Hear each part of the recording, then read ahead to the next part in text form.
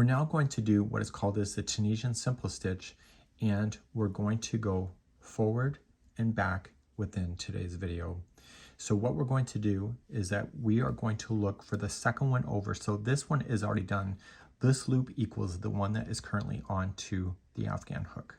So the next loop you need to pick up is right here. And when you pick that up, you want to go and slide across the front of it and only pick up that vertical strand. You're going to yarn over, pull through, and slide to the shaft. And so the top of this stitch just fell down in between. Okay, so there's the next vertical here.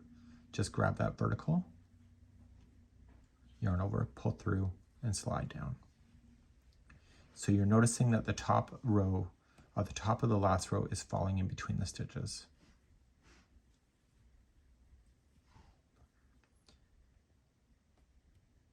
So there's something really important to show you at the end of this forward pass.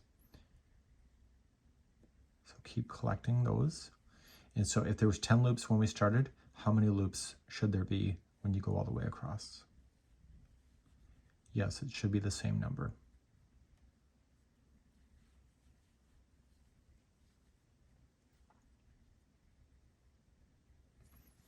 So the very last one is where people go wrong on Tunisian. So you see that it filled in the spots. So in the last row, you don't go through just one strand going up, you have to go through the chain. And so when you do that, you're going to come into the side and place the chain that you created, and it's represented by 2 loops.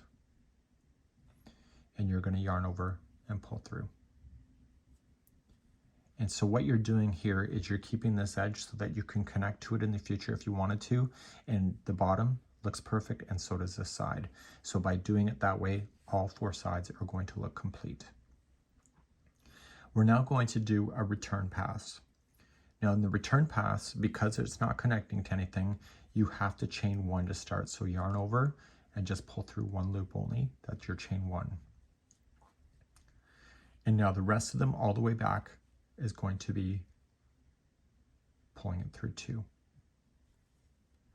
every time you pull through 2, move forward, yarn over, pull through the next 2, and you keep doing that across.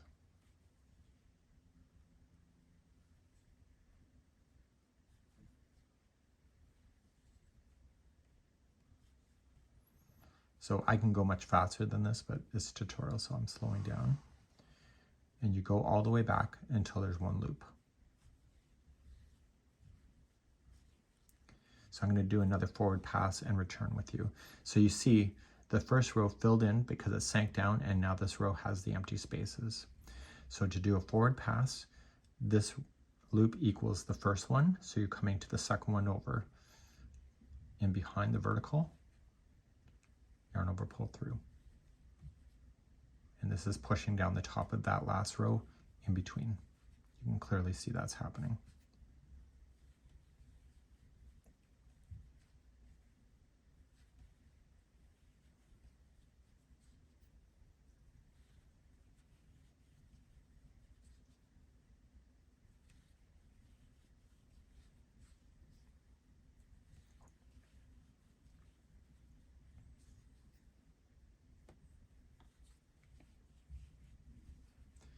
And on the very last one, you're going to come into the side here.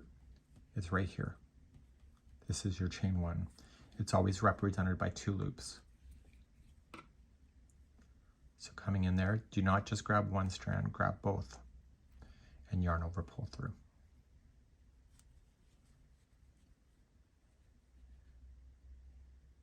And now we're going to do the return pass.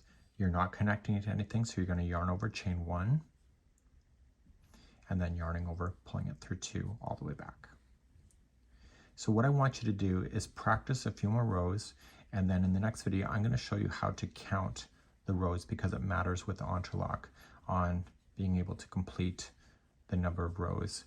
And if you can easily count it, then your life is going to be a lot easier. So we'll do that. So I'm going to do a couple more rows, and then I'll show you how to count it.